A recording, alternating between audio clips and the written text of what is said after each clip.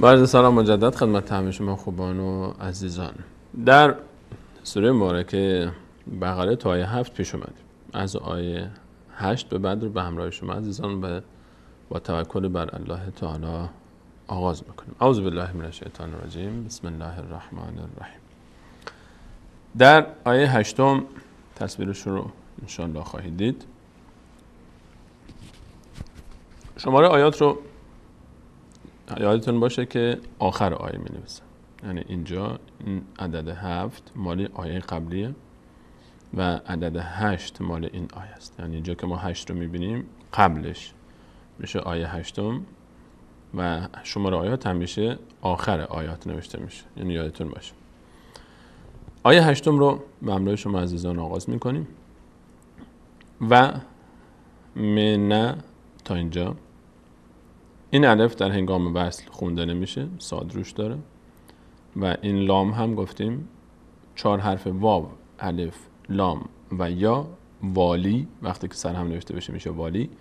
این 4 حرف اگر هیچ حرکتی نداشت، مثل این لامی که اینجا هیچ حرکتی نداره، خونده نمیشن در هیچ حالت.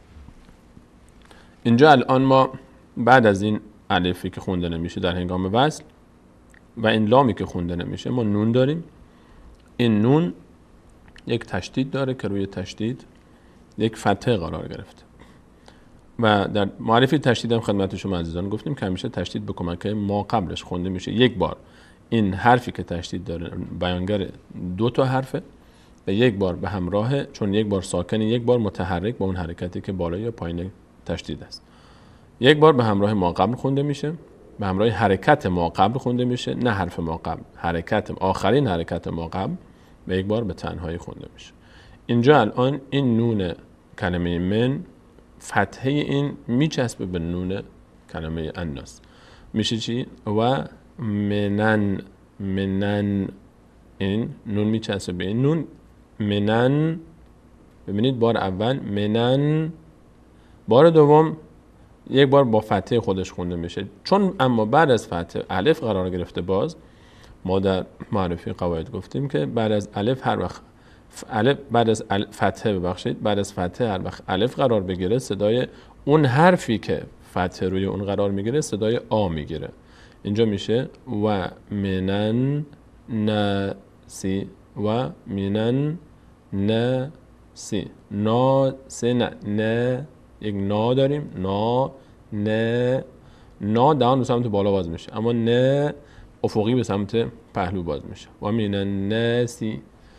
این کلمه حروف رو ما در قواعد تجوید اگر مخاطر داشته باشید، این جزء قواعد تجویدی هست، اما ذکر کردیم که حروف صاد، ضاد، تا، ضا و غین و قاف و خا و را، این 8 حرف صاد، ضاد، تا، ضا، غین و قاف و خا و را، اینها وقتی که روشون الف قرار بگیره دهان پر میشه، یعنی به سمت بالا باز میشه. در غیر این 8 حرف در 20 تای دیگه هیچ وقت دهان به سمت بالا باز نمیشه. مثل همینجا و من الناسی نمیگه و من الناسی و من الناسی، نه و من الناسی، ببینید دهان به سمت بغل باز میشه. و من الناسی و من الناسی.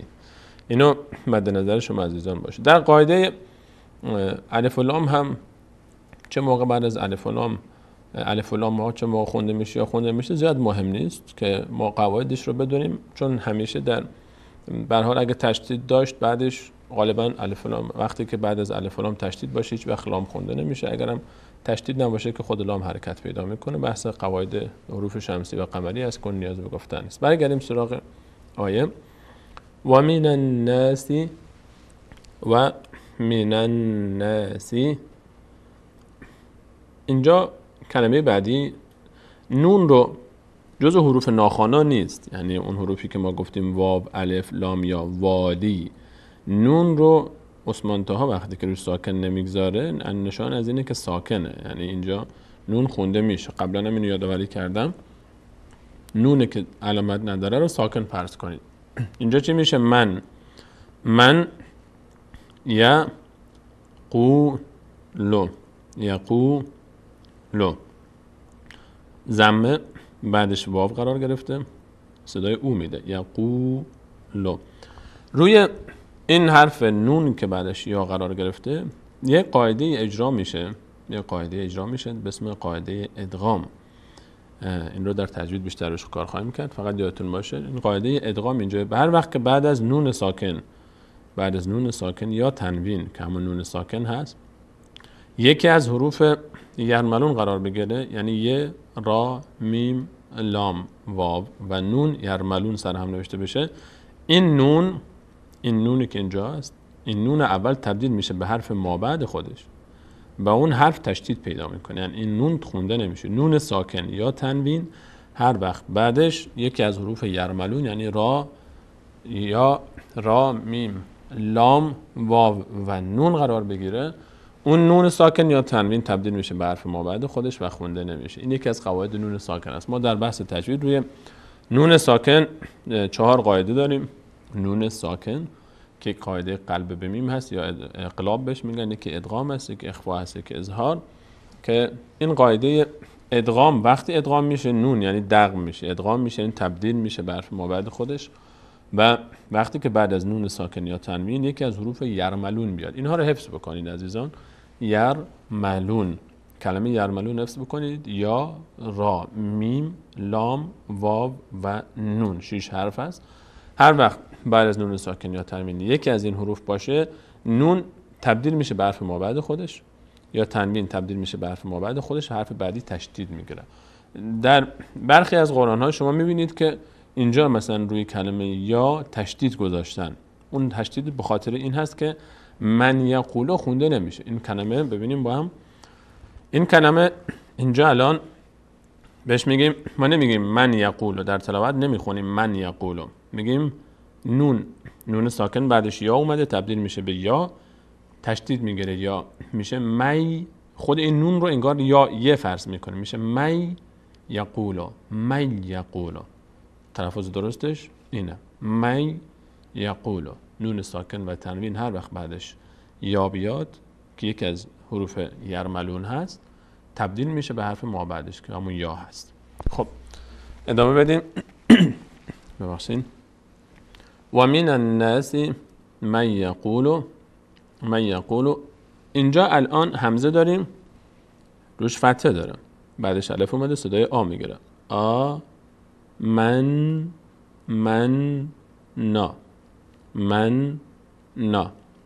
تشدید یک بار به همراه ما قبل خونده میشه، یک بارم فتحه با الف میشه نا. آمنا.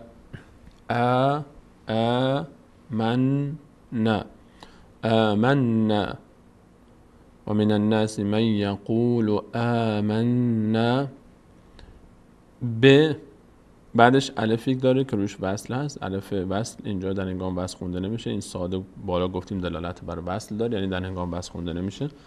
لام لفظ جلاله، لام اولش هم خونده نمیشه. لام اول لفظ جلاله هم خونده نمیشه. لام دوم تشدید داره و این تشدید به کمک حرکت ما قبل خونده بشه با این حرکت کسری که ب داره، میشه باللهی.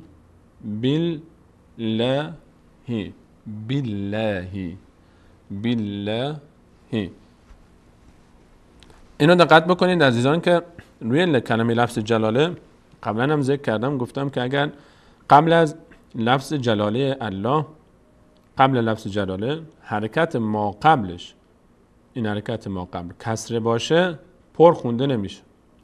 در غیر این صورت پر خونده میشه، یعنی اگر فتحه باشه یا ضمه باشه پر خونده میشه، در وقتی که کسره هست پر خونده نمیشه. چطور؟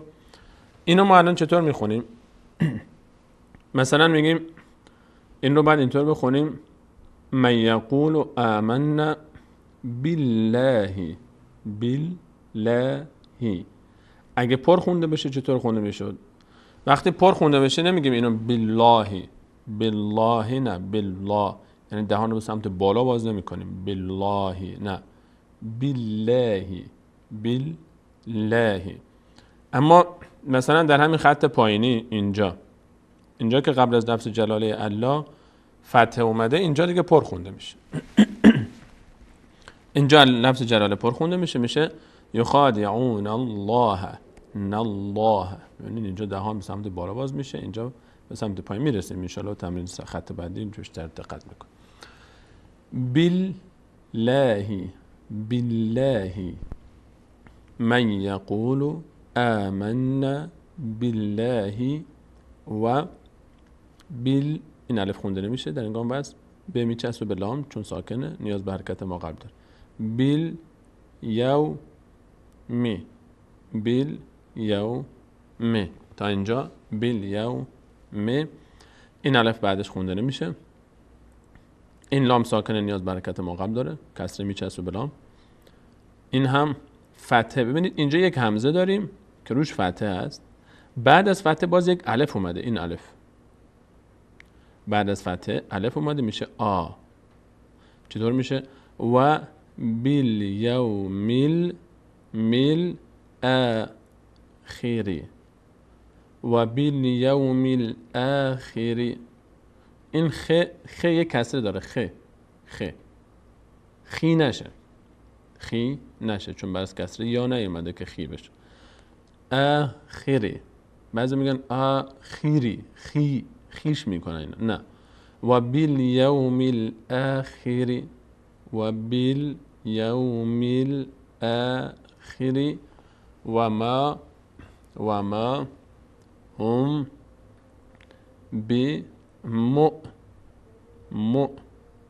همزه ساکنه. اینجا همزه خونده میشه. واو هیچ نقشه‌ای نداره.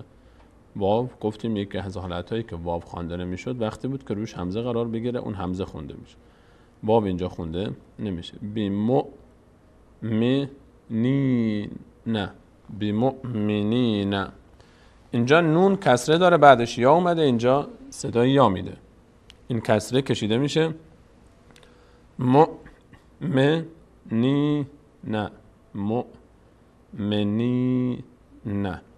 در حالت وصل میشه مؤمنین. اما چون آخر آیه است در هنگام وقف همیشه چه در آخر آیه چه در هنگام تلاوت در وسط آیه آخرین کلمه‌ای که تلاوت میشه اگر آخرین حرفش حرکت داشته باشه ساکن میشه. در هنگام وقف همیشه آخرین حرکت و آخرین حرف ساکن تلفظ میشه. اینجا چطور میشه؟ بیمؤمنین.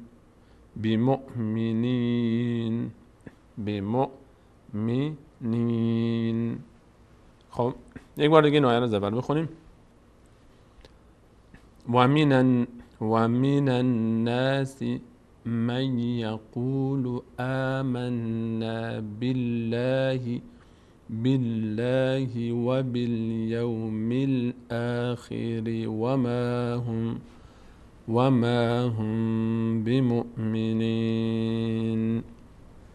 آخرش سعی کنین نون حرکت نکن. بمؤمنین. بریم آیه بعدی. اینجا یه هست. این حرکت اینجا که پیچیده این همون یه هست که نقطه‌اش این زیر گذاشته. یو فتحه خ بعدش الف داره. این الف کوتاه الف کوچک میشه خا. خ اینجا میشه خا. خ یکی از اون 8 حرفیه که من گفتم پر خونده میشن. حروف استعلا بهشون میگیم. حروف استعلا. حروف 8 حرف صاد ضاد تا ظا غین و قاف خا و را. اینا رو میگن استعلا یعنی طلب بالا رفتن. یعنی دهان به سمت بالا باز میشه. اینو بهش میگن حروف استعلا یا حروف مستعلی هم بهش میگن. این حرف خا وقتی که فتحه میگیره الف بگیره وقتی که الف باشه اینجوری یوخا ببینید دهان به سمت بالا باز میشه. نمیگیم یوخه. اینجا یوخا دهن اینوری باز میشه اما یوخا دهان به سمت بالا باز میشه.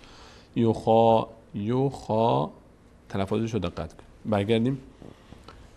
این حرف تا اینجا میشه یوخا د یوخا دیش نکنید. یوخا د او واو بعدش ضمه بعدش واو صدای او میده. یوخا دعون تا اینجا. لفظ جلاله الف خونده نمیشه. این لام هم خونده نمیشه. این لام میچسبه به این حرف فتحه. یخادعون الله. اینجا چون قبل از لفظ جلاله فتحه اومده اینجا دیگه پر خونده میشه. اینجا لفظ جلاله پر خونده میشه. منظور از پر خوندن اینه که دهان به سمت بالا باز میشه در هنگام تلفظش، برخلاف این کلمه بالله در کلمه در خط بالا آیه قبلی که اونجا باریک خونده میشد، پر خونده نمیشد. اونجا میشد بالله، اینجا میشه چی؟ یخادعون الله، یخادعون الله، دهان به سمت بالا باید میشه. یخادعون الله الف خونده نمیشه، والذین لام باب میچسبه بلا، والذین آمنو. اینجا یک الف داریم که روش یک علامت صفر گذاشته شده، یعنی خونده نمیشه. یک از اون حالتایی که الف خونده نمیشد همین بود که آخر کلمه قرار میگیره و روش یک صفر میاد، این خونده نمیشه هیچ وقت. خب تا اینجا چی شد؟ تا اینجا از اول آیه ببینیم. یخادعون الله والذین آمنوا، یخادعون الله والذین آمنوا. بریم ادامه شو. و ما یخدعون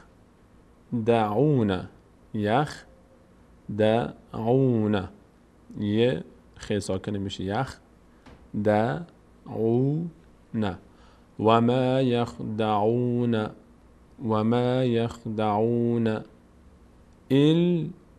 میچسبه به این لام، همزه میچسبه به لام حالا اینجا بعد از فتحه‌ای که روی تشدید است یک الف داریم دوباره، صدای آ میگیره، اما این آ رو چون مد داره، این علامت مده، باید بکشیم، بعد بیشتر از حالت طبیعی بکشیم و گفتیم که حداقل 3 تا بکشید تا باز قاعده کلی مد رو بگیم خدمت شما عزیزان ان شاءالله که باز چه جاهایی میشه کمتر از 3 تا هم کشید. اینجا چی میشه؟ میشه الا انفسهم. اینجا کلمه بعدی نون ساکنه، این نونی که حرکت نداره ساکن فرض کنید.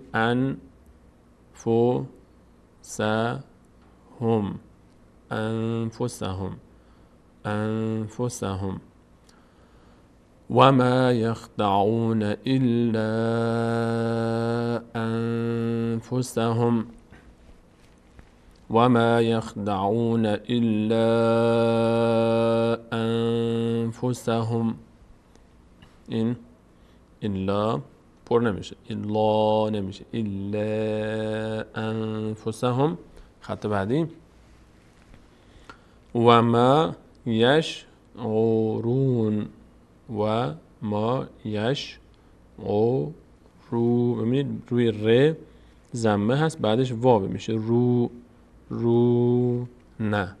در هنگام وصل کردن میشه و ما یشعرون، اما وقتی که وای میستیم در آخر آیه چی میشه؟ و ما یشعرون و ما یشعرون. نون هیچ حرکتی نباید بکن. بازم تاکید میکنم آخر حرفا وقتی ساکن میشه وای میستید حرکت نکنید. نگاه کنید به مخرج نون که میرسید همونجا نگه میدارید زبون. و ما یشعرون. یک بار دیگه آیه رو از اول بخونیم. یخادعون الله والذین آمنوا و ما یخدعون الا انفسهم و ما یشعرون. خب بریم آیه بعدی. در آیه بعدی آیه 10 فی کسره داره، بعدش یا آمده میشه فی قلوبهم.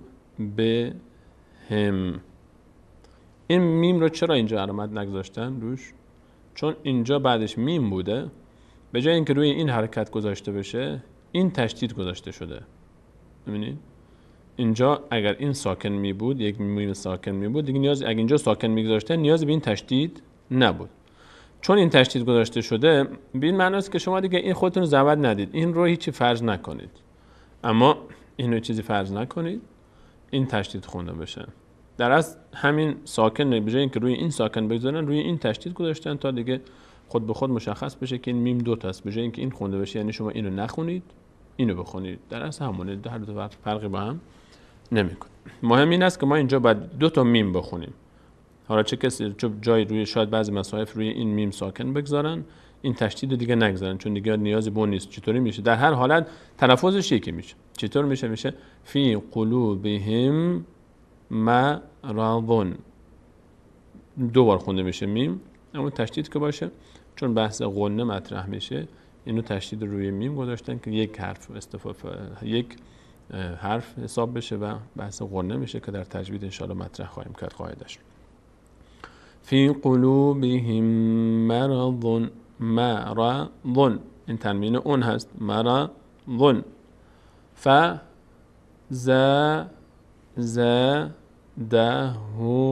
الله،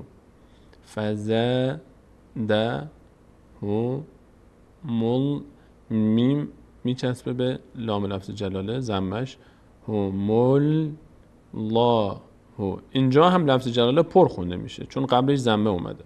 لفظ جلاله وقتی قبلش ضمه بیاد یا فتحه بیاد پر خونده میشه، کسره بیاد باریک خونده میشه.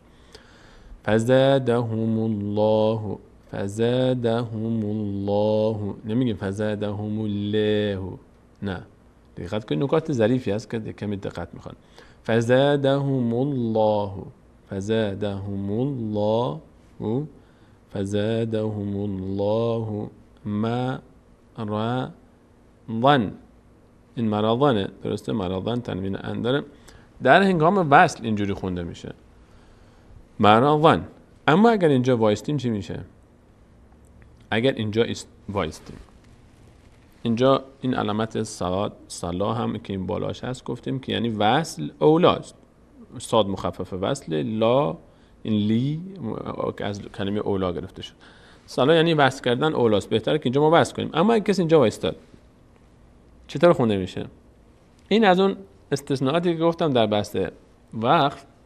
ما در بحث وقف تنوین ان، فقط همین تنوین ان در هنگام وصل آ خونده میشه، الف خونده میشه. به همین خاطر این الف رو اینجا نوشتن. به همین خاطر میبینیم که اینجا به جای اینکه مثلا این مرض، کلمه مرض مثل این کلمه مرض همین مرض دیگه، کلمه همون کلمه است، به جای اینکه ضاد خالی بنویسن یک الف اینجا اضافه کردن. چرا؟ چون در هنگام وصل کردن این الف خونده میشه. دیگه نمیگیم مرضن، میگیم مرضا. تنوین ان در هنگام وقف الف خونده میشه. اینو یادتون باشه، تنوین ان در هنگام وقف الف خونده میشه. نمیگیم مرضن، اگه اینجا وایستادیم میگیم مرضا. خب یه بار دیگه این رو تا اینجا بخونیم از اول آیه. فی قلوبهم مرض فزادهم الله مرضا. اینجا ضاد رو ما وقتی که وایستیم میگیم مرضا. اگر وصل کنیم خب فرق میکنه، مرضان خونده میشه که حالا باز میرسیم در هنگام وصل. بریم خط بعدی. ولهم عذاب، این تنوین اون هست، این تنوین با این کلمه مرضون که اینجا هست یا به این شکل نوشته میشه تنوین اون یا به این شکل نوشته میشه. و تفاوتش هم گفتیم چرا به این شکل نوشته میشه. شیخ عثمان طاهر خداوند حفظشون بکنه، ایشون رو سعی کرده در کتابتش قواعد تجوید رعایت بکنه. این ما یک قاعده در تنوین داریم، یک قاعده داریم در بحث علوم تجوید، قاعده در نون ساکن باز یا تنوین. هر وقت بعد از نون ساکن یا تنوین یکی از حروف حلقی بیاد، همزه و ها، عین و ها، غین و خا، این 6 تا حرف حروف کردن که از حلق ادا میشن، مخرجشون از حنجره هست، همزه و ها، عین و ها، غین و خا. این 6 تا حرف اگر بعد از نون ساکن یا تنوین یکی از این 6 تا حرف بیاد، یک قاعده ما داریم به اسم اظهار یا اظهار، تعبیر دقیق ترش، که یعنی نون دقیقاً از مخرج خودش ادا میشه. در همین حالت فقط نون از مخرج خودش ادا میشه، در حالتهای دیگه فرق میکنه. این تنوین هایی رو که بعدش اظهار میشه همیشه شیخ عثمان تا به این شکل می‌نویسه. ببینیم شکلشو با هم. تنوینی که هر وقت تنوین اون وقتی که بعدش اظهار باشه، یعنی قاعده اظهار اجرا بشه، به این شکل نوشته میشه. یک واو دوم رو کامل نمی‌نویسه چون بعد از اینجا بعد از تنوینی که از حروف علقی که همزه هست اومد. اما برای نیازی نیست شما خودتون ناراحت بکنید در این باب. قواعد تجوید که ان شاء الله گفته بشین تکرار خواهید شد، بارها و بارها تکرار میکنیم ان شاء الله جا میفته. خب ولهم عذاب الی، لام کسره داره بعدش یا اومده صدای ای میده، لی علی، ولهم عذاب علی اینجا یک کمی جای صحبت داره. در فارسی ما یک قاعده ای داریم که این همین قاعده در عربی هم اجرا میشه. ما اینم از همون قواعد باز نون ساکن و تنوینه. مهمترین قواعد تجوید قواعد نون ساکن و تنوینه. ما تا الان قواعد نون ساکن و تنوین ما در کلمه من یقولو که میشد من یقولو گفتیم هر وقت بعد از نون ساکن یا تنوین که همان نون ساکنه، یک نوعی از نون ساکن هست، بعد از نون ساکن یا تنوین هر وقت یکی از حروف یرمنون می اومد یا ر میم لام واو و نون، اون نون ساکن یا تنوین تبدیل میشد به حرف ما بعدش، حالا هر چی باشه، و خونده نمیشد، خودش حرف ما بعد تشدید پیدا میکرد. در همچنین در نون ساکن یا تنوین باز یک قاعده دیگه هم ما داریم که هر وقت بعد از نون ساکن یا تنوین بعدش ب بیاد، حرف ب بیاد، نون ساکن یا تنوین خونده نمیشه، تبدیل میشه به چی؟ تبدیل میشه به میم. نون یا تنوین تبدیل میشه به میم تلفظ میشه به خاطر نزدیک بودن مخرج میم و ب، و این به خاطر همین که راحت تر تلفظ بشه، هیچ دلیل دیگه هم نداره، فقط به خاطر راحت تر تلفظ شدن این تبدیل میشه به میم. در فارسی هم این همین قاعده اجرا میشه، رو شاید دقت نکرده باشید عزیزان، بعضی که آشنا هستن که میدونن در فارسی هم همین قاعده اجرا میشه. یعنی ما در زبان فارسی هم مثلا کلمه زنبور اصل یا هر زنبور دیگر، زنبور، کلمه زنبور رو مثلا ما چیکار میکنیم؟ در هنگام تلفظ کلمه زنبور ما میگیم چی میگیم؟ نمیگیم زنبور، میگیم زنبور، بدون که فکر بکنیم تلفظش اینطوریه، ما میگیم زنبور، اصلا کلا نون تلفظ نمی کنیم، میم تلفظ میکنیم. زنبور بعد از نون ب اومده، زنبور، درسته؟ بعد از حرف نون ب هست. ما در تلفظ هر وقت بعد از نون ب بیاد در فارسی هم به خاطر اینکه راحت تر تلفظ بشه نون رو تبدیل به میم میکنیم، بعد تلفظ میکنیم. مثلا میگیم زنبور، نمیگیم زنبور، سخته زنبور، چون مخرج کمی زنبور، زبون بره به مخرج نون دوباره بیاد به مخرج ب. میم میگیم چون میم و ب هر دو تا از لب ادا میشن، شفوی مخرجشون و از لبها ادا میشه، راحت تر زنبور. اما اگر بگیم زنبور یک کمی تلفظش سخت میشه. این همین قاعده در عربی هم اجرا میشه در هنگام تلاوت قرآن کریم. این رو در عربی ما بهش میگیم اقلاب با قاف، اقلاب، یعنی یا قلب به میم هم بهش میگن، قاعده قلب به میم، یعنی تبدیل شدن قلب، یعنی تبدیل شدن دگرگونی نون به میم. در فارسی هم یادتون باشه که داریم زنبور، زنبیل، مثلا این ظرفایی که برای خرید استفاده میشه، زنبیل مثلا، نمیگیم زنبیل، میگیم زنبیل. اینها شاید مثالهای دیگری هم حتما، انبر مثلا، انبر این که برای چیز استفاده میشه، بریدن سیمین ها استفاده میکنن، انبر، نمیگیم انبر میگیم، نون به وقتی پشت سر هم بیاد میم تلفظ میشه. این همین قاعده در عربی هم هست. اگر شما جای دیدید که مثلا یک میمی گذاشته شده بعد روی نونی هست، یک میم روش گذاشته شده، یعنی اون نون دیگه میم تلفظ میشه به خاطر اون قاعده، اجرای اون قاعده. مثالش رو ببینیم با هم. در اینجا ما در این کلمه علیم، در کلمه علیم اینجا تنوین داریم. این در اصل چی بوده؟ در اصل علیمون بوده، علیمون، یعنی دو تا ضمه کنار هم بوده، بعد از تنوین به اومده. حالا اون نون تنوین علیمون، اون نون تبدیل به میم شده. این میمی که اینجا میبینید همون نونیه که تبدیل شده به میم. اینو ما چطور میخونیم؟ نمیگیم دیگه علیمون، میگیم علی موم، ببینید موم، علیمون بیما، این میم تلفظ میشه اینجا، این میم همون نون تنوینه که تبدیل شده به میم به خاطر راحتی تلفظ و نزدیکی مخرج میم و ب. خب این همون قاعده قلب به میم هست، اقلاب. اینو دقت بکنید، قاعده اقلاب. همین قاعده رو امروز یاد بگیریم، در همین درس امروز هم برای ما کافیه. خب از اول خط ولهم عذاب علیم بما کانو این الف خونده نمیشه، یک ذبون در هنگام وصل، یک ذبون وقفش میشه یک ذبون. از اول خط دوباره بخونیم ولهم عذاب علیم بما كانوا یکذبون. از اول آیه رو میخونیم فی قلوبهم مرض فزادهم الله مرضا. این در هنگام وقف. اما اگر خواستیم اینو وصلش کنیم چی میشه؟ اگه خواسته باشیم اینو وصلش بکنیم دیگه این قاعده دیگه هم اینجا اجرا میشه، چون بعد از تنوین واو قرار میگیره در حرف بعدی. بعد از تنوین یکی از حروف یرملون هست، تبدیل میشه تنوین به واو، تبدیل میشه به واو، مثل من یقولو که شد من یقولو.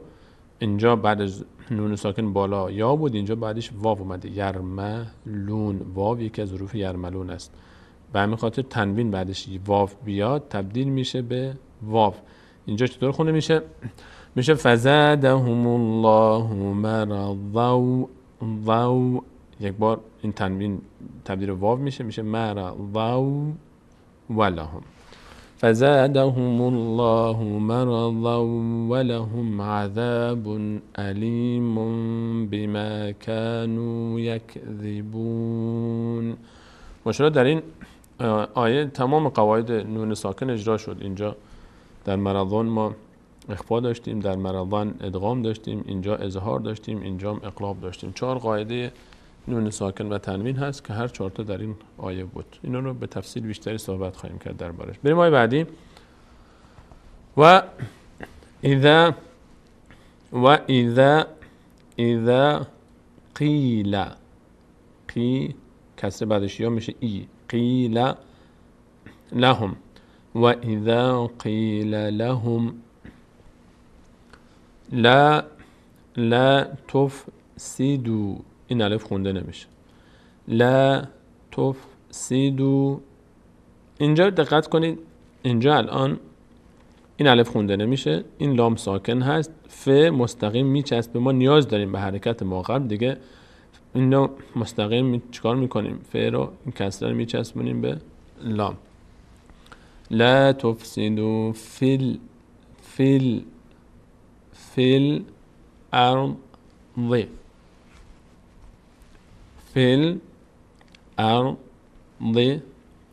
و اذا قیل لهم لا تفسدوا فی الارض قالوا.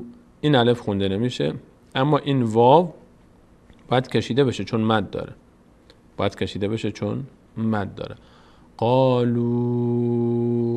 قالوا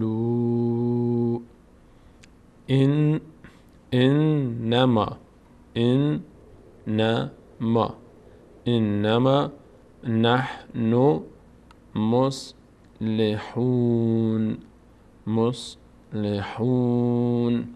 یه بار دیگه از اول بخونیم. و اذا قیل لهم لا تفسدوا فی الارض قالوا انما نحن مصلحون. این از آیه 11. بریم آیه بعدی 12. لا اینجا مد داره چون فتح بعدش الف اومده و مد هم داره، صدای آ کشیده میشه. الا انهم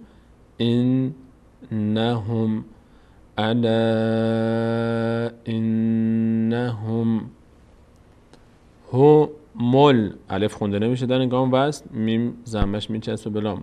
همل مفسدون و فتح بعدش الف و لا کل ولا کل. اینجا در این قاعده الان نون ساکن، همون قاعده ادغام دوباره بر از نون ساکن، یکی از حروف یرملون اومده، لام یکی از حروف یرملون هست و اینجا دقیقاً ادغام صورت گرفته. ببینید این نون تبدیل شده به لام، این نون تبدیل شده به لام و اینجا دیگه نون خونده نمیشه، مثل من یقولو، دقیقاً مثل اونجا عثمان طاها در اونجا تشدید نگذاشته بود، اینجا تشدید گذاشته. این هم به خاطر رعایت یک قاعده تجویدی هست. در جاهایی که در حالت ادغام یرملون، حروف یرملون روی لام و را، لام و از این 6 تا حرف یا، را، لام، میم، واو و نون یرملون، از این 6 تا روی لام و را، از اونجایی که در بحث تجوید اینجا غنه زیاد صورت ادغام بدون غنه هست، در 4 تا دیگه ادغام با غنه هست. جایی که بدون غنه است عثمان طاها تشدید گذاشته، جایی که با غنه است تشدید نگذاشته. اینها نکات ظریف تجویدی که اگه یاد داشته باشید گفتم که یکی از زیبایی‌های مصحف عثمان طاها همین هست که نه تنها کل خط، رسم الخط زیباست، قواعد تجویدی هم رعایت شده و جالب‌ترش اینه که اگر حرکات رو ورداریم این مصحف برای تمام روایت‌هایی که قرآن کریم با اون خونده میشه استفاده میشه. اینی که از زیبایی‌های کار عثمان طاها هست. خب برگردیم. اینجا ما نون دیگه خونده نمیشه، اینجا نون خونده نمیشه، لام خونده میشه. اگر بخوایم ساده ترش کنیم که بدونیم که چه موقع این نون رو وقتی که نوشته نشده بخونیم یا نخونیم، اگه نون بعدش تشدید داشت خود به خود خونده نمیشه دیگه، چون تشدید الان خودش یک ساکنه، نیاز به حرکت ما قبل داره، نیاز به حرکت داره. تشدید نیاز به حرکت داره. تشدید همیشه با حرکت ما قبل خونده میشه. این نون که اینجا حرکتی نداره چه دیگه، ما از کاف استفاده میکنیم. ولا کل لا یشعرون، ولکن لا یشعرون. این هم هست. این آیه از اول بخونیم. الا ببخشید گروه من کم اذیت میکنم روز شما رو. الا انهم هم المفسدون ولكن لا يشعرون. اینجا وقت نکنید دیگه، وای نستید هم سریع باید بریم. ولكن لا يشعرون. بریم آیه بعدی. و اذا قیل لهم آمنوا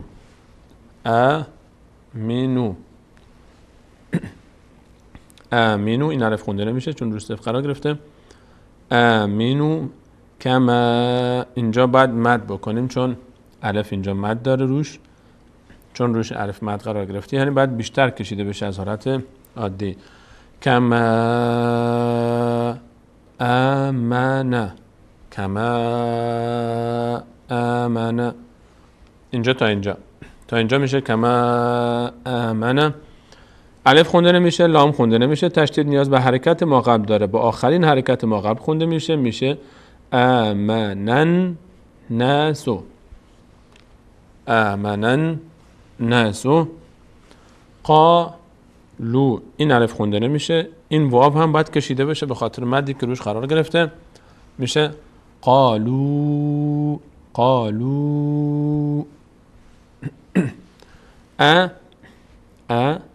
نؤمنو، انؤمنو. قالوا انؤمن كما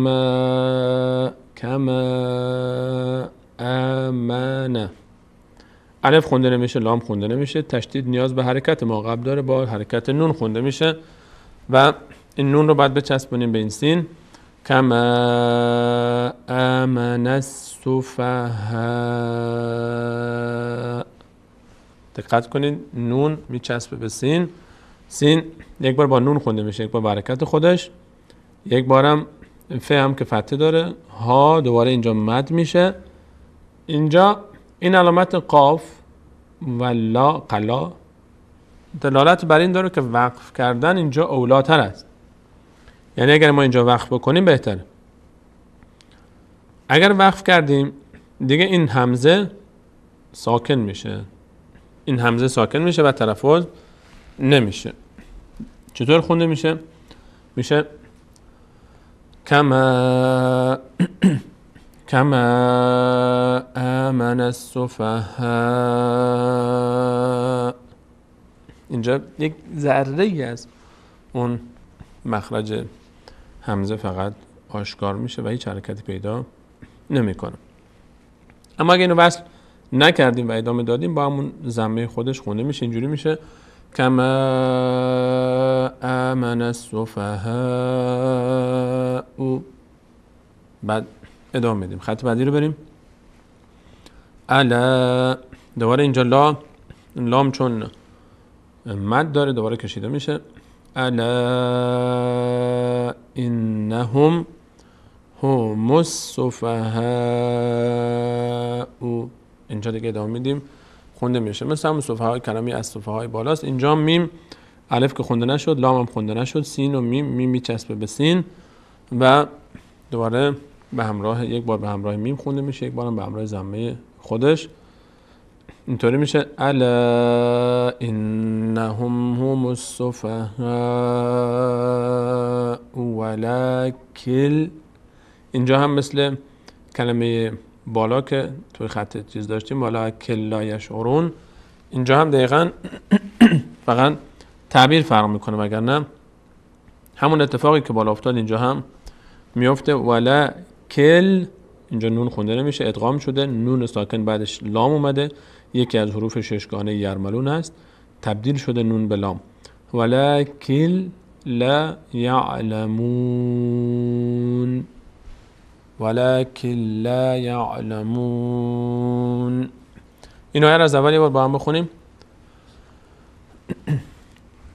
وَإِذَا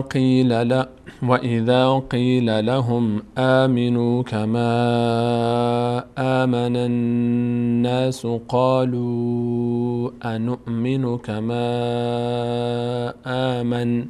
ببینید من اینجا مثلا نفس من تمام شد، میتونید وقف کنید در جا که شد، اما این آمنه رو من دیگه نگفتم آمنه، این حرف چون روی نون ساکن طرف من وقف کردم، نون رو اینو ساکن خوندم کما آمن. بعد برمیگردیم یکم عقب‌تر دوباره از اول شروع میکنیم. قالوا انؤمن كما آمن السفهاء الا انهم هم السفهاء ولكن لا يعلمون. این روخانی این آیه، این سفر تا آخر با شما بریم با امید خدا. آیه 14 و اذا لقو، تا اینجا لقوه، تا اینجا میشه لقو، این الف که خونده نمیشه. اما خط بعدی، کلمه بعدی شکل خوندن کلمه قبلی رو هم تغییر خواهد داد، چون این الف خونده نمیشه. لام نیاز به حرکت، لام تشدید داره، تشدید نیاز به حرکت ما قبل داره، آخرین حرکت ما قبل. این قاعده همیشه یادتون باشه، تشدید همیشه نیاز داره برای خوانده شدن به آخرین حرکت ما قبل. حرکت، حرف کار نداریم، حرکت. برگردیم ببینیم آخرین حرکت ما قبل چی بود. این که هیچی نداشت، این الف که در انگام بس خونده نمیشه. این الف بالا همین الف صفر دارم که هیچی. این واو هم از خودش حرکتی نداره، مجبوریم از حرکت قاف کمک بگیریم، ضمه. از این ضمه کمک میگیریم. این ضمه قاف میچسبه به لام، ضمه قاف کلا میچسبه به لام. چی میشه؟ و اذا لا قل، قل، انگار که این واو و این الف و این الف پایین هیچ کدوم وجود ندارن، فقط این قاف هست و این لام. قاف ضمهش هست و لام. چی میشه؟ و اذا لقل، لقول، نه دیگه نمیگیم و اذا لقول، نه. این اگه تنها بود یعنی بعدش الف و لام نبوده چیز دیگه، و اذا لقو، لقو میشد. مثلا داریم تعبیر و اذا لقوکم، و اذا لقوکم. اما اینجا در جای دیگه قرآن داریم، اینجا چون نیاز داریم این تشدید رو بخونیم دیگه این واو خود به خود حذف میشه چون خودش حرکتی نداره. ما این حرکت رو باید بچسبونیم به لام. و اذا لقل قل و اذا لقل الذين آمنوا و اذا لقوا الذين آمنوا قالوا آمنا. ببینید اینجا الف دوباره خونده نشد، واو هم چون مد داره کشیده میشه. قالوا آمنا و اذا خلوا این الف خونده نمیشه، لام واو به کمک لام خونده میشه. و اذا خلوا الى شیاطینهم شیاطینهم این ت یک کمی یا میگیره چون بعد از کسره یا آمده. و اذا خلوا الى شیاطینهم قالوا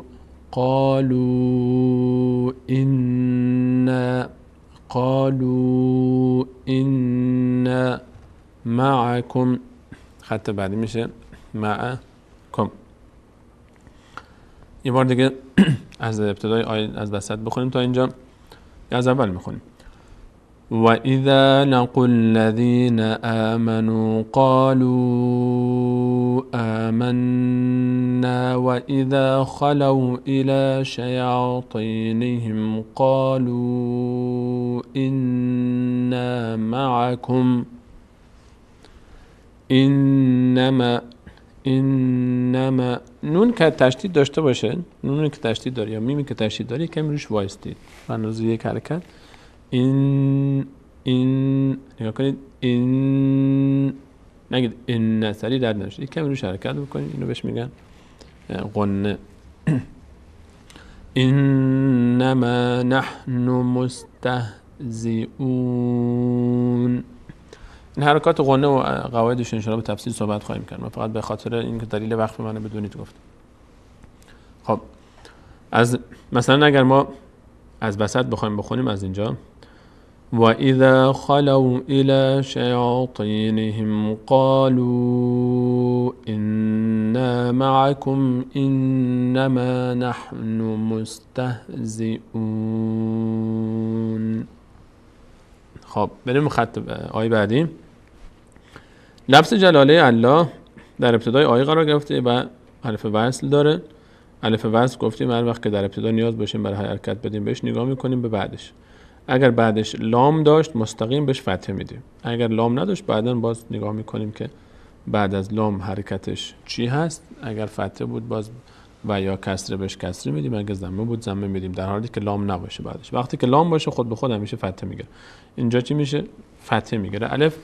و وقتی هم که الف فتحه میگیره اینجا پر خونده میشه، اینجا پر خونده میشه، میشه الله یستهزئ بهم و یمدهم. ببینید دال دوبار خونده میشه، یمدهم و یمدهم فی طغیانهم یعمهون. نون در آخر قرار گرفته ساکن میشه. یه بار دیگه آیه رو بخونیم. الله یستهزئ بهم و یمدهم فی طغیانهم یعمهون. اینجا در کلمه این ببینید این واو اولئک نمیشه، او نمیشه، اینجا نمیشه او، چون این واو خونده نمیشه، صفر داره. اگه این حرکت نداشت میشد او، اما چون این کلا هیچ علامتی اگه روش نبود میشد او، چون اینجا صفر گذاشته شده یعنی اینو شما اصلا فرض کنید نیست. او میشه او. اولئک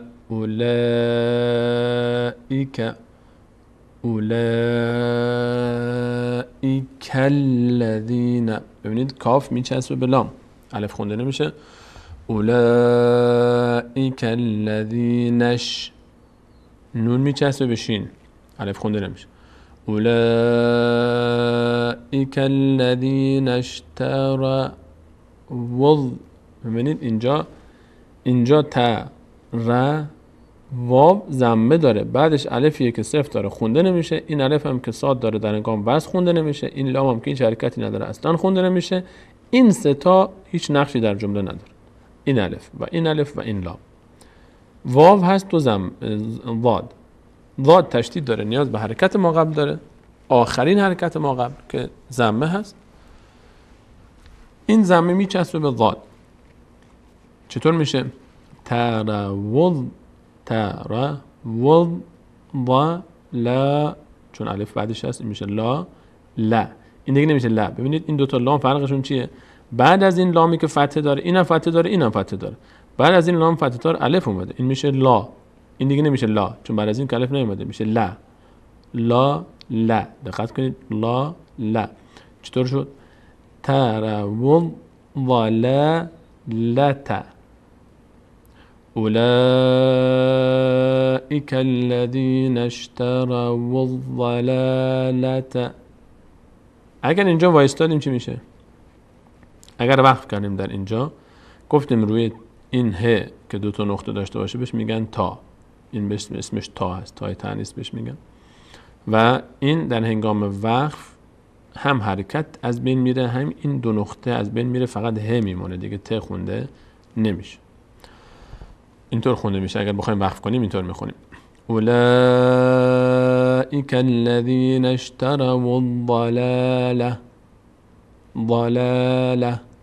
اگر وایستیم اینطور خونده میشه اولئک الذین اشتروا الضلالة. اما نمیستیم، من فقط به خاطر این گفتم که اگر وایستادید بدونید چطور خونده میشه. اما اینجا جای وقف نداره چون هیچ علامت وقف نیست، ادامه میدیم چون معنا منوز ناقصه. خب اینها ترجمه، فکر کنم دارم ترجمه میکنم، بریم بحث حفظ قرآن ترجمه داره. اولئک الذین اشتروا الضلالة. خب بریم خط بعدی. این الف خونده نمیشه، ب میچسبه به لام. هدا بعد از فتح الف اومده، این یا خونده نمیشه، الف خونده میشه. بالهدى فما ربحت. ببینید اینجا هم مثل اون دو تا میمی که بالا قرار گرفته بود، دو تا ت پشت سر هم اومده. اینجا یکی رو تشدید گذاشته شیخ عثمان طه و اینجا میشد مثلا حتی اینجا روی اولی اگر ساکن باشه، اگر روی اولی ساکن بود دیگه این تشدید نیازی نبود. در اصل این مهم اینه که اینجا ما باید دو تا ت تلفظ بکنیم.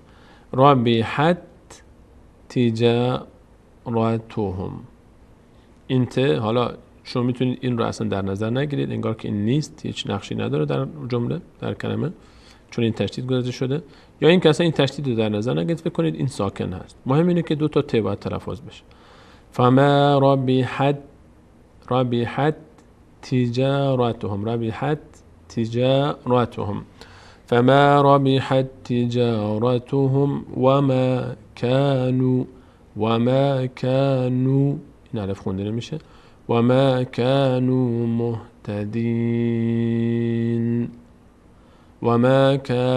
مهتدين. یک بار دیگه آیه رو از اول میخونیم. اولئک الذین اشتروا الضلالة بالهدى فما ربحت تجارتهم وما كانوا مهتدين.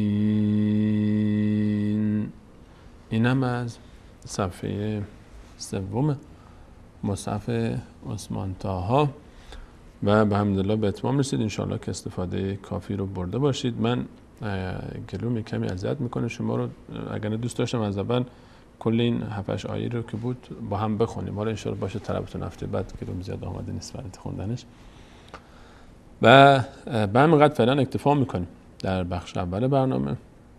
انشاءالله در بخش دوم بقیه‌اش رو شما ادامه بدید.